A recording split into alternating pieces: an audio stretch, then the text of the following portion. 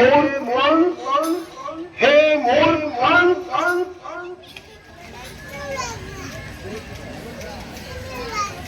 કોણ છે તું?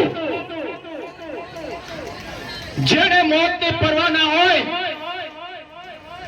સામે આવી જા.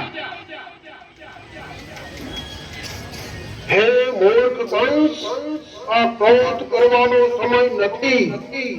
તારા માટે દુઃખનો સમય છે. તું જેને આટલી ખુશીથી વળામાં જાય છે તે દેવકીનું 8મું સંતાન તારો કાળ હશે. તને મારી નાખશે. તારો કાળ હશે કાળ.